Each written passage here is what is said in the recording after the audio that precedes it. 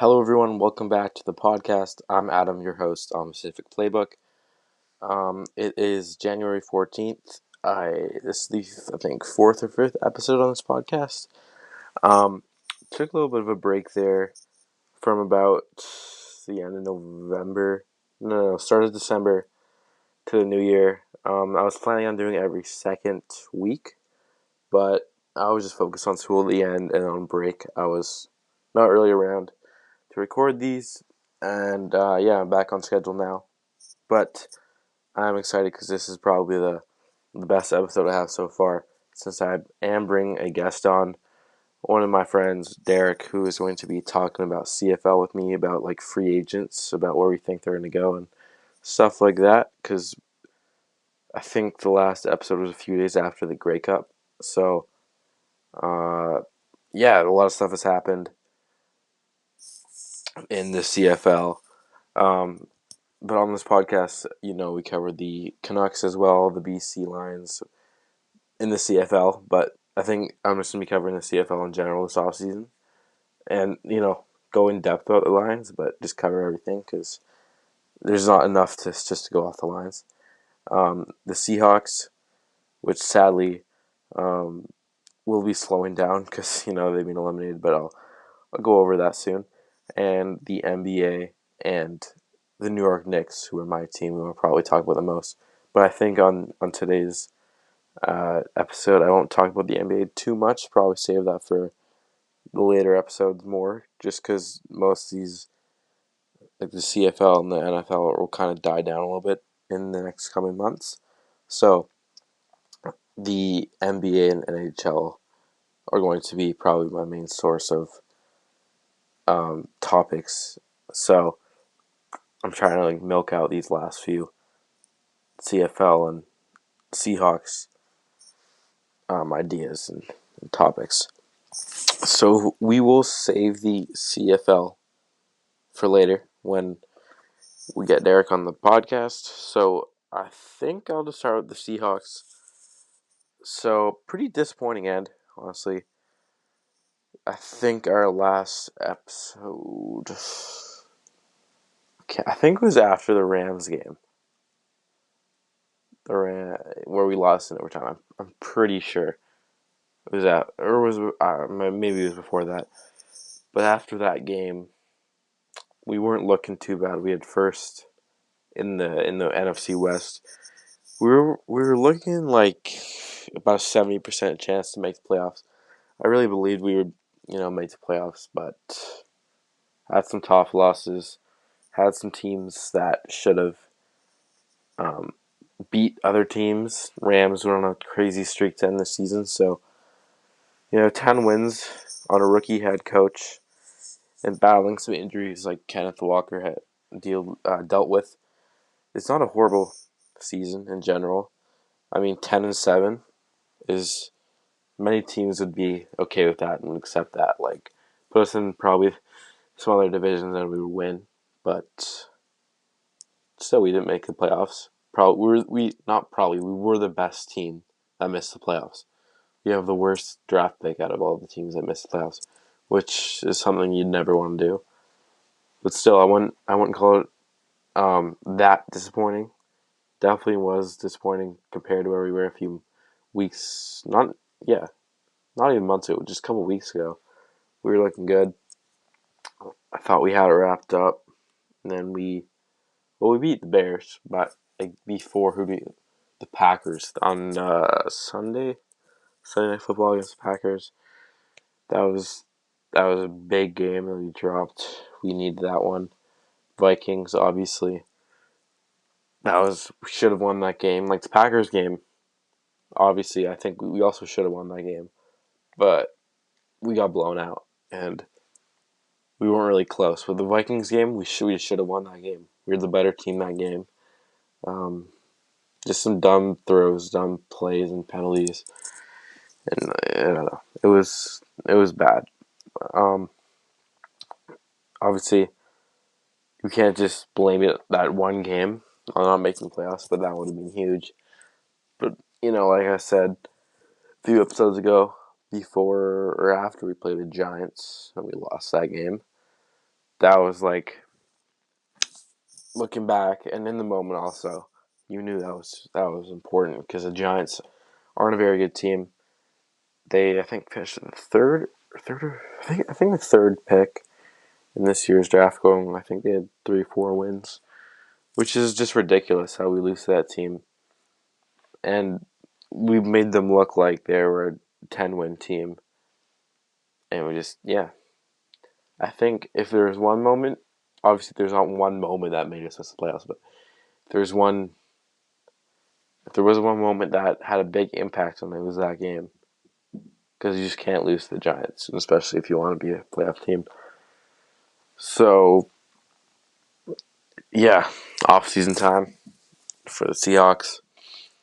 It is NFL playoffs, though, which I am pumped about. I went 6-0 on my wild card predictions, which I'm pretty proud of. I've never actually gone undefeated throughout a first round of NBA or NFL, so that's pretty cool. Um, and then we got the divisional matchups this weekend. I'm gonna cover the NFL in general now because the Seahawks are out. Just because there's not much the Seahawks are doing.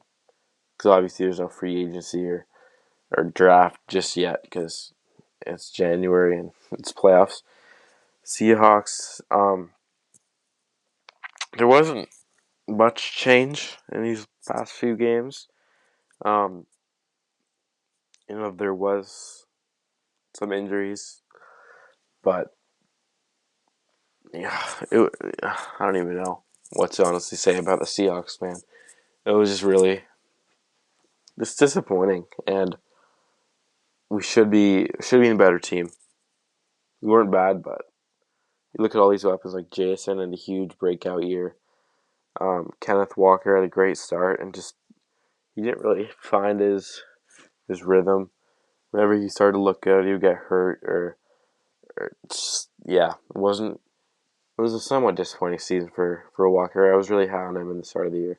I know he is one of the best running backs in the league. I think a healthy Kenneth Walker is a top 5 running back in the league. Obviously not this year, but like put Kenneth Walker behind like a top 10 O line, and he's top 3 in the league. And I'm confident in that because Kenneth Walker, he has speed, he has size, he has everything that you want out of running back, and his receiving is great too. It was just Seahawks O line is bottom of the league. I mean, I can't really hate them too hard because I was at the start of this first, I think, second episode. I was really hating on them, but they did step it up. I think they were. I think they were actually pretty high graded at the end of the year in pass protection, but their run protection was horrible before Charbonnet took over. Because whenever Kenneth Walker wouldn't play, Charbonnet would go in, and somehow he'd have these huge holes just to run through.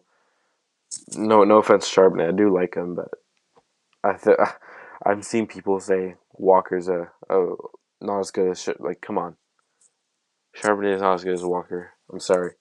Maybe in like a 3rd-and-1 scenario, but as your lead back, obviously stats don't really support this, but Kenneth Walker is arguably our best player in my opinion. Obviously, got DK and JSN, but uh, yeah, I think Walker. He's. I thought this was gonna be a breakout year. Next year, obviously, you could expect that because I've seen some reports. I haven't talked about we fired our OC offense coordinator Ryan Grubb, which I don't really agree with. I mean, it was his first year. We weren't that bad on offense. Like we weren't horrible. We like DK at the first 9 weeks of the year was a top 5 running receiver in the NFL. Like and stats can back that up. And then he got hurt. JSN took over. He finishes as top. Was he top 5? Top 7 at least receiver in yards and catches and stuff. He didn't make the Pro Bowl or anything. I think he should have done. But I mean, him and McLaurin, it was close. But I mean, Terry had 6 more touchdowns. So yeah. AJ Barner broke out also. seemed like he had a touchdown every couple games.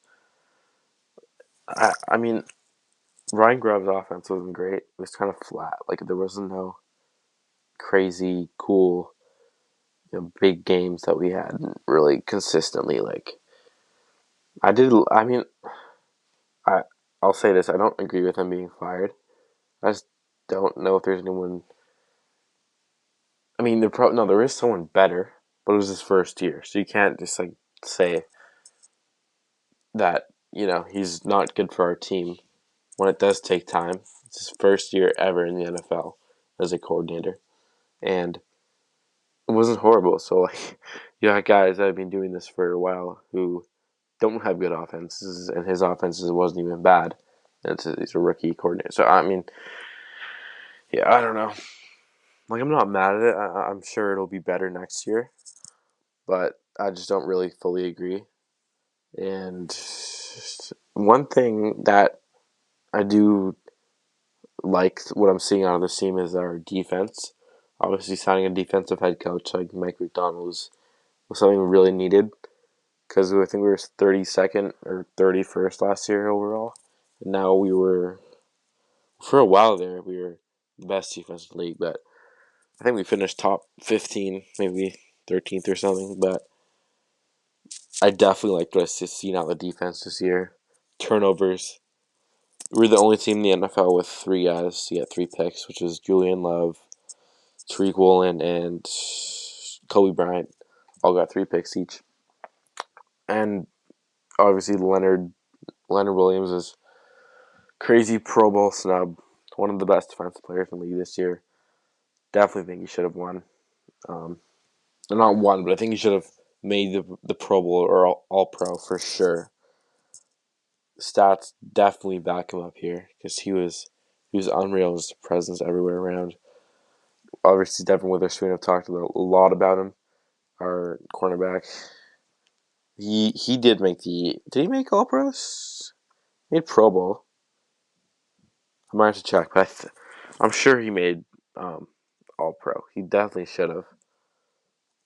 He in For years to come, Devin Witherspoon will be a top guy in the league. And, there's no doubt in my mind. He just has that drive in him, and he has that energy that lifts everyone up, kind of like a Jamal Adams type player, but he's actually like good, and he makes plays like everywhere in the field. But yeah, I mean, there's nothing really I can hate on the defense because last year I didn't like their run defense and their pass defense. Sometimes wasn't great. This year we were really good everywhere in defense except for a game or two. It's like the Packers game and a couple games other than that, but just our defense is great. I mean, definitely over exceeded my expectations. Offense a little bit of let down, but not too mad about that. Um, I'll definitely talk in the next couple episodes about like what I expect next year. I'm not gonna go too deep into that just because the season just ended. I mean, there was really great moments in games, and like there was a lot of down moments. So yeah, I mean, I don't even know who I want to draft this year because this draft's kind of not great. There's a good running back class, but we obviously don't need a running back. Geno Smith, I haven't addressed him yet. I do not think we should move on from Geno Smith, and I'm very confident in that. I'm telling you, Geno Smith is a top 10 quarterback with a good offensive line, and this is not like crazy. Like I'm not crazy. Like Geno Smith with time. I mean, anyone with time is a good quarterback, but Geno Smith with time could be a top quarterback. He's not going to be the best quarterback for sure, but he can be a good quarterback. And this year he was at times when he had time on us offensive line because he was going to rush and hit every other play. It seemed like, which affected the throws, and people just started to hate on him. And maybe I would say that if there's someone that could replace him in the draft, like last year's draft, like Penix, I wanted him, but there's absolutely no one in this draft class that I want over Geno Smith as my quarterback.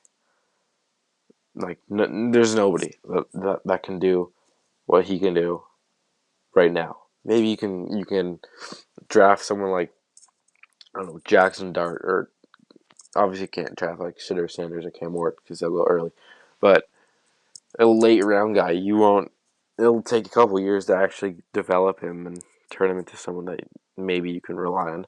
And I think someone like that, like a Jackson Dart or a Curtis Rourke type guy, just his ceiling would be Geno Smith now, you know? So why would you just give that up for a guy who you hope to be where Geno is now? Like, I don't understand it.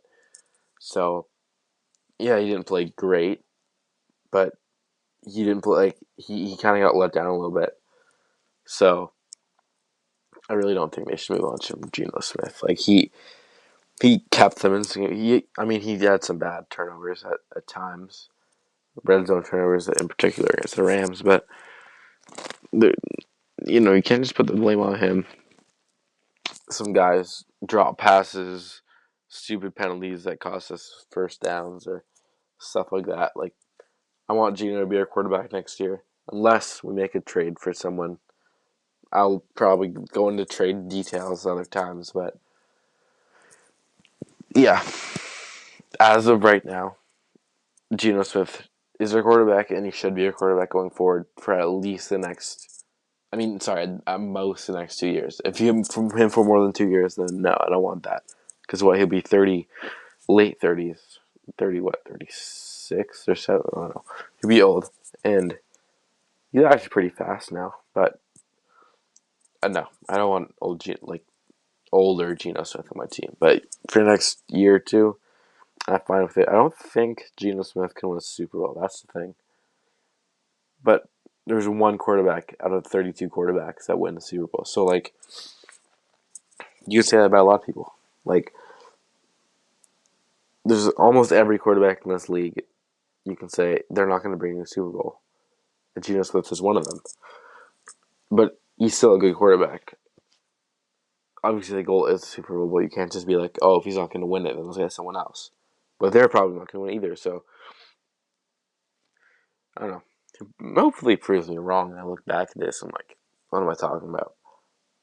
But I don't think that I'm like hating on my team. It's just he is a good quarterback.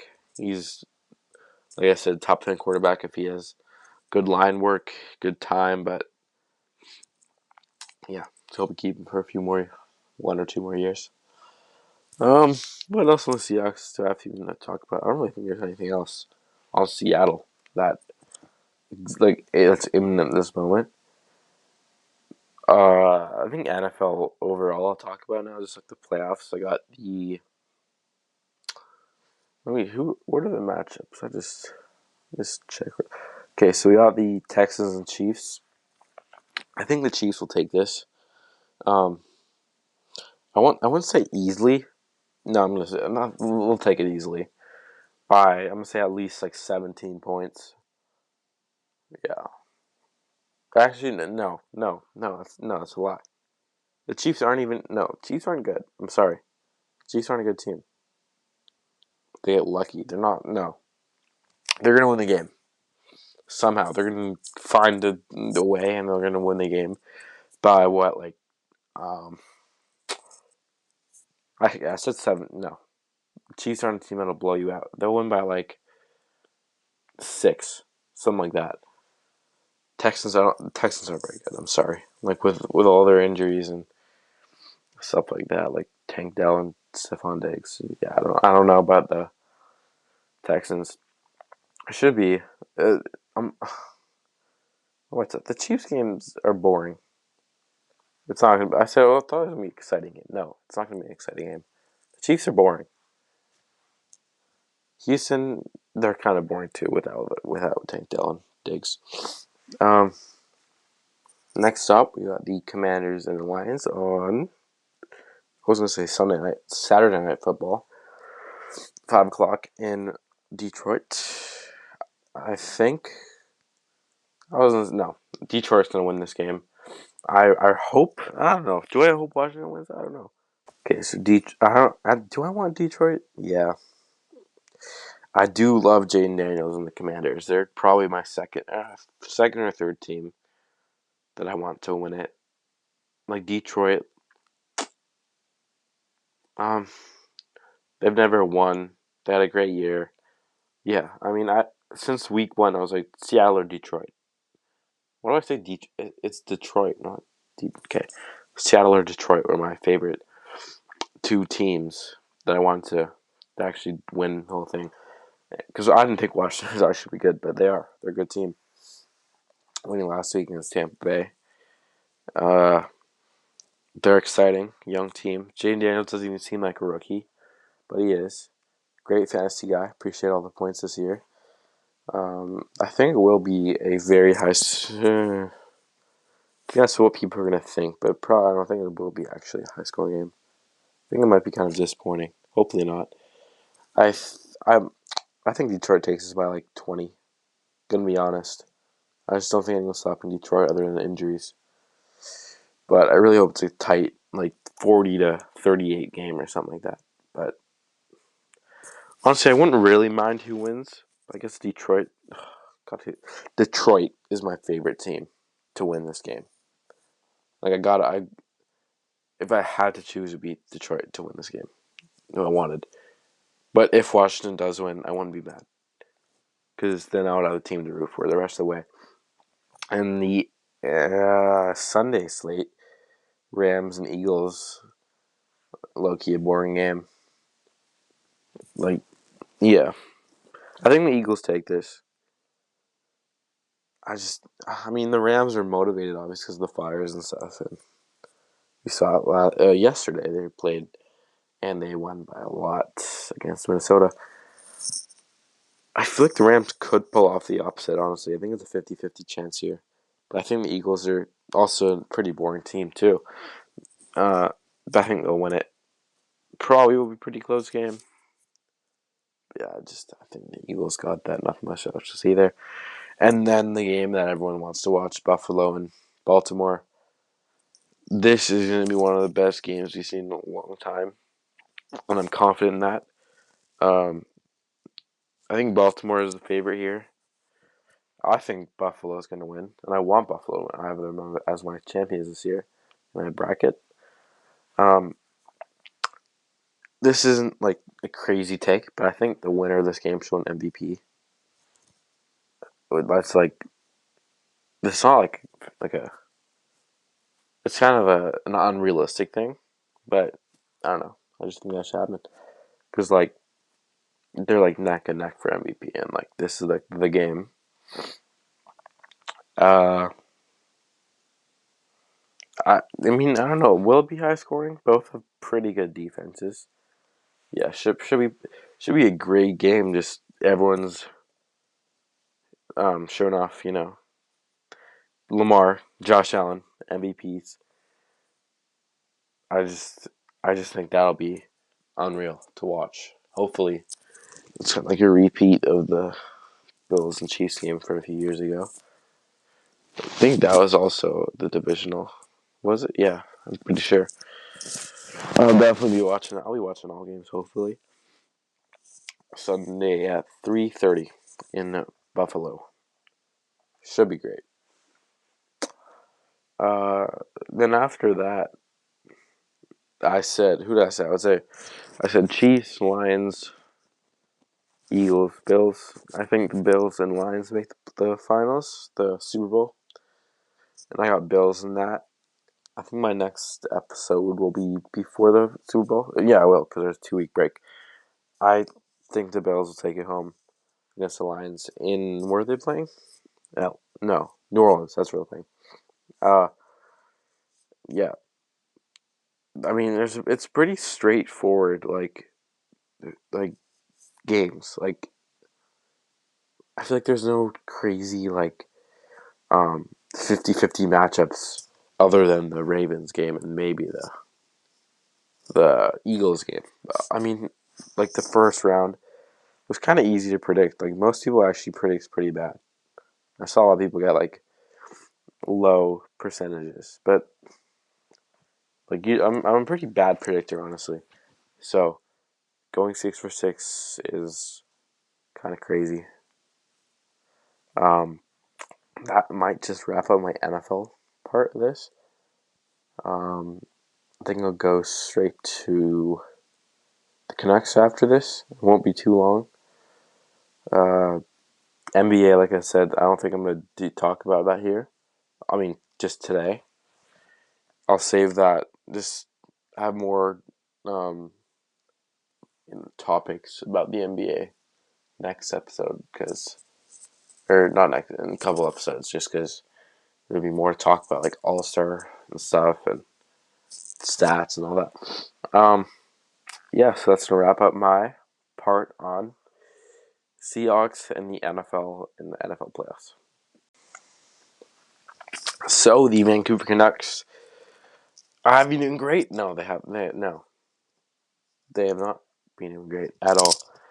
They are 19, 15, and 10. They are fifth in the Pacific Division. Look, if you put these stats with someone like a bad team, let's say like Anaheim, give Anaheim these stats and they're a good team. But it's a Canucks. Like, we were good last year. We were first in the Pacific. We're fifth now. We're 19, 14, and 10. Like, it's not, if you think of that, that's not horrible. But it's not good. Like 10 overtime losses. We are 13 points back at first, so it's not crazy. All-Star game hasn't happened yet, so you can't really overreact. We did lose 6-1 today. It's kind of a disappointing sight. We did shut out the Leafs 3 days ago. We had a streak there where we just kept losing and win a game and then kept losing. So, I mean, we haven't been playing horrible. We've been playing really, really bad, and we're still not completely out of it. Like, we have 4 more wins and losses. Like, that's not that bad. Obviously, we're not on pace to make playoffs. I think we have like a 40-30% chance, something like that. But it's just not the same as last year, obviously. And the trade talks with Pedersen and Miller, stuff like that, is just not what we had last year. Last year was kind of just smooth sailing. And now with injuries and all these trade talks and drama stuff, like, can we just play hockey and win games, please? That's what I'm trying to see. A lot of overtime losses. We lead the league in overtime losses, which is good but bad in a way. Because yes, it's not good to lead the league in a stat that includes overtimes. I mean losses, but overtimes also helps because you get a point. So what we have 48 points. Yeah, 48 points. What's the wild card looking like? Let me just peek over there. Okay, I can't see it. I don't know. Okay, we're out of the wild card spot. I think Calgary has it, but we're at 1 point of that. So, like, it's we're not out of it. We're definitely not out of it. Demko was back and he got hurt, and he's back again. I think. Did he play last game? No, Lankinen. Demko should start. Whenever we play. We play Thursday against the Kings. So Demko should start, and then hopefully he starts next Tuesday. Because I'm going to the game. My friend, first row seats for my cousin against the Sabres. I hope Demko starts. That'd be cool. But there's nothing really much to say about this next team that's that positive, other than if you mentioned Quinn Hughes, because Quinn Hughes has been by far our best player. Like, it's not even actually maybe Lankin and Sherwood have a conversation, but Quinn Hughes is just unreal. He, not even in my opinion, in everyone's opinion, he is a top 5 candidate for the Hart. What's it called? Hart? The NHL MVP, whatever it's called. Because without him, we're nothing. We're a lottery team without Quinn Hughes. He's our captain. He's our leading scorer. But what was it? He has 47 points. And our second leading scorer is Connor Garland with 30. He's 17 above our second best. Like, that's good, but it's sad in a way. Like, one player doing all that, and he still missed, 4 games? Like, nobody's even, close. Like, Connor Garland's, not even It's Connor Garland. It's not like Pedersen or Miller or Besser. It's Connor Garland. Like, no disrespect, but if he's second most points on the team, that's kind of messed up. Like Miller, 8 goals. I think he has 3 goals that are not empty net or something. Like dude, like, he's still a great player. Gets he hits people. He gets us. Well, I mean, I can't say he gets us riled up and energized because he's kind of having issues with Pedersen. Apparently, I don't know if it's probably something like there has to be some truth to it, but I don't know if it's completely true. Uh, yeah, it's just not what we're used to compared to last season. It's what we're used to being a Canucks fan, though, because what we've experienced, seasons like this very often. But it just felt like this was last year was the beginning of something, but maybe it was just a lucky year. Hopefully not, though. Um, the Canucks, they definitely should trade for. They need to make a move at the deadline, or even before. They need to. Like we're not going anywhere with this team. Maybe obviously last year, basically with the same team, we made it kind of deep and we could have made the cut, but I think in 2025 with this team we aren't going anywhere. Uh, we need to make a trade. Like I think it has to be a defender, a defenseman, because it's absolutely it's a horror show watching Carson Soucy and Juleson and Forbert and Darnay try to just play. Like Hughes and Hronik have been doing great. I can't even say that about Hronik because he's been hurt. He's back though, but put Brandstrom on the waivers yesterday or so, which is great. Like I feel like he's been behind Hughes and Hronik, our third best defenseman this season, and he just hasn't played in forever, and just keeps getting scratched and sent down to Abbotsford. I don't understand. Like he's been great for a guy that was picked up off the streets. No, can't say that. He's pretty good in Ottawa, but there has to be something that we don't know about because he should be getting more playing time. He should be. He was for a good amount of games, and he showed us that he could be one of our best players, best defenseman, and reliable. His defense, I don't think, is the greatest, but he's an offensive defenseman, and we need that because you got Darnay, Forbert, Myers, whoever, Juleson and Soucy. Like they're not offensive defensemen; they're defensive. They're not even good at defense. They make stupid plays. It costs us games, and we need more offense.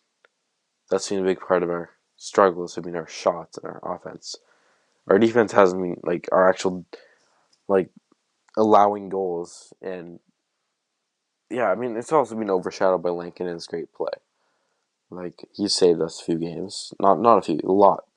A lot of our overtime games that's been just hanging on because Lincoln just saves us. But we need some defense, offensive defenseman. Maybe get 2 defensemen, but at least one defenseman, a good defenseman, not like a Carson Soucy, you know. Looking back, Ian Cole probably should have been kept. Obviously, after the series against Edmonton, everyone wanted his head, but he could have been big for us. I don't know. He's having a good year. Who else? Offense? I don't know. Do we have to make a trade? Like we have all these guys, but we're not doing anything with it. You know, it's like where do you go from here? What are you supposed to do with these forwards? We have goal scorers. We have like Kiefer Sherwood who does everything, and you have everything you want in offense on paper. They're not delivering, and they're not doing what's asked of them. So I just really don't know where they go from here. something interesting to see better. They got to do something. They have to. So with that, I think that's enough on the Canucks because just talking about and thinking about them just is infuriating at this point in time. Hopefully, it's not later. But with that, I will segue into my CFL section, which I'm excited about. It's probably the longest podcast we've done so far. I think we're 35 minutes so far. It should be about an hour-long podcast or so, which I'm excited about because of that break I took. Not a break, but that extended period of time I took off. There's a lot of stuff that I kind of left out. Some things I also was going to do was talk about the World Juniors tournament, but that week I wasn't doing a podcast because I was in Whistler, so I just wasn't really. I was watching it. Obviously, I was watching the game, so I wasn't recording an episode of a podcast. But that was just disappointing to quickly cover that. That was a horrible team. Just bad players. Not bad selections. Bad penalties. Just everything about that was bad. Losing a Latvia, like, are you serious? Next year should be better. Better prospects. Yeah, just a better team, better committee, better coach. Should be better. But, having Ottawa and just delivering like they delivered is really disappointing. Kind of a disgrace to the country. Losing to Czechia in that quarterfinals was oh my god, it was horrible.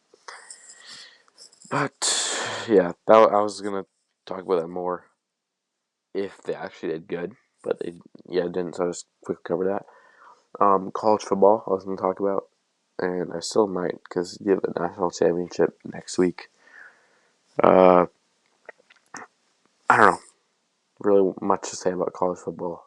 I could go more deep into it, but I don't really follow it that. Like I watch the games and I watch most of these playoff games. I'm kind of stay up to date. But I really don't know that much to form that much of an opinion. So I'm not going to really talk about it. I was going to share my predictions earlier, but like I said, I didn't do an episode. But they actually turned out really bad. Unlike my NFL ones, it turned out pretty bad. I had Oregon and Boise State in the final, which is looking back like, oh my god, that was bad. But you do make some bad predictions sometimes, so let's kind of leave with that. And yeah, going to CFL now. I'll quickly check up on our guest.